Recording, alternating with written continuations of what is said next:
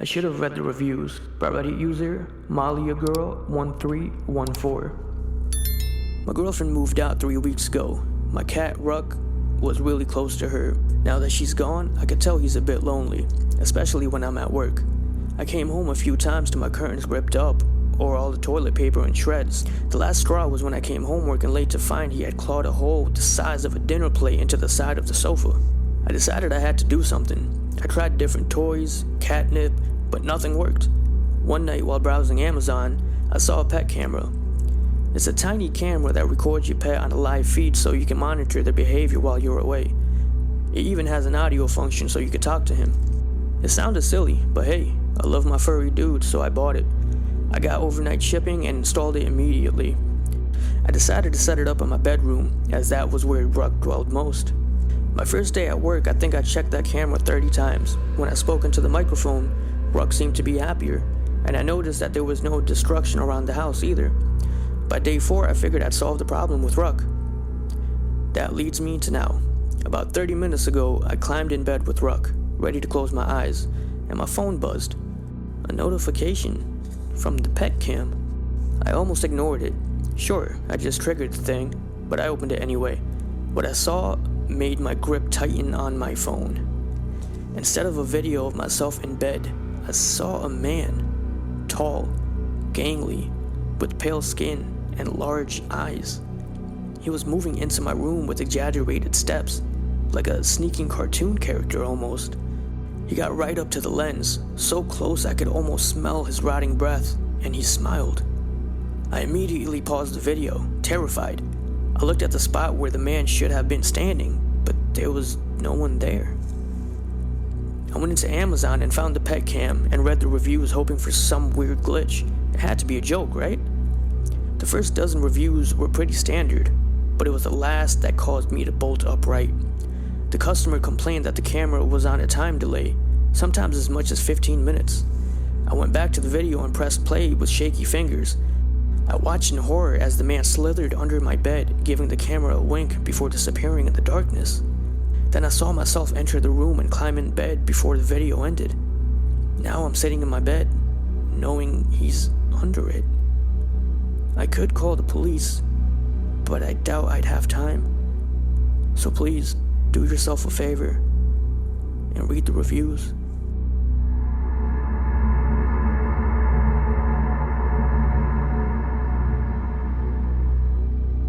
On Hunting Grounds by Reddit user BeanHedge. On the 4th day, it rained hard enough to knock the sparrows out of the sky and into our yard.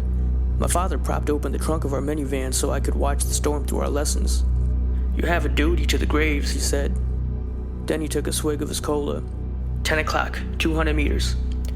I shoved the butt of my bolt action into the bruised spot where my arm met my shoulder, armed the thing, breathed, checked the sight, and out through that bitter fog I saw a few smudges about thumb high. I cleared my eyes. It was a man, or something that looked like a man. Anyway, tall, sorta lanky, he wore a white button-down and a black coat, and his hair was slicked over, shaved in the way I now associate with fascists and hipsters. I aimed for the collarbone. Pop! "No," I said. "What?" I actually hit it. "What?" And then a cowbird slammed into our car roof, and another, and another. "Mhauschen," my father said, smiling. "Oh, sweetie." I looked up. The sky was beginning to bleed. We waited maybe 20 minutes or more until the storm blew out and the skies rolled into a clean blue. Crundled over, careful not to crush what bird still living lay dazed to ground. Black sludge the color of my father's cola was strewn out over half the grass. It stuck to the soles of my shoes, a tarry paste that smelled of rot and foul things. I cannot forget the way that sludge hissed at our approach, the things it said which were not words. But the day was now clear and the sky was a cerulean pit, and where I stood I could already see all the way to the barn of the far edge of our property, nestled between the summer wheat and our house, shining. "Right," my father said, and slapped my shoulder. "Start digging. This is how you kill a god. You find a method, you salt the earth, you tend the grave." I have done this work all my life. It is my duty to humanity, my family's duty, rest their souls. I have tilled the earth with my hand.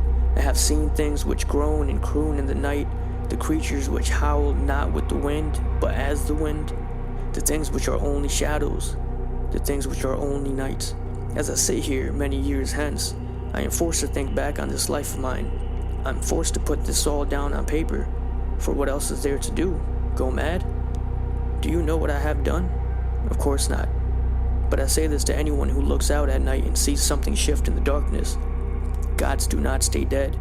There are so many, and I am very, very tired. I'm sorry.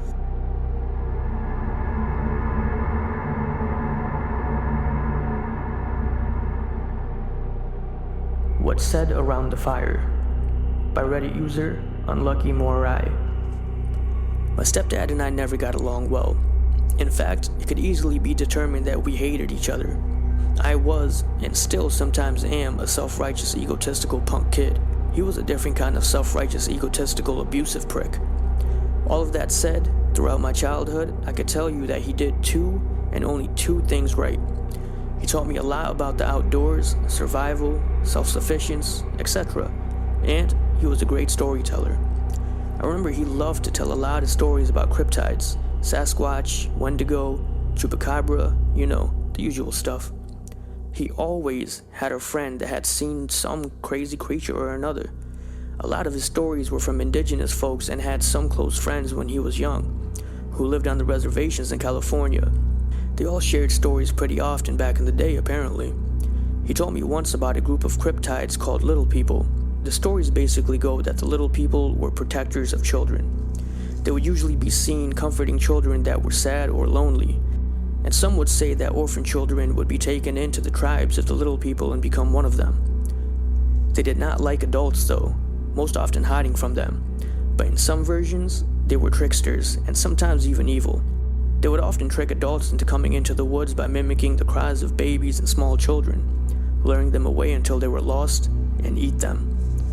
What's interesting about the story of the Little People in particular is that there are cultures from all over the world, not connected to each other, that all have similar creatures.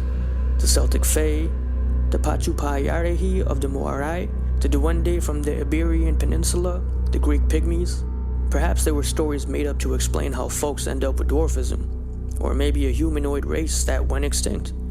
It could even be that they really are spirits that enjoy spending their time deep in the forest. Regardless, I am sitting here alone at the campfire now, and I hear a baby crying just past the tree line, and the subtle hint of children's laughter in the breeze. A sense of dread settles in, and I realize that perhaps I should have taken my stepdad's stories more seriously.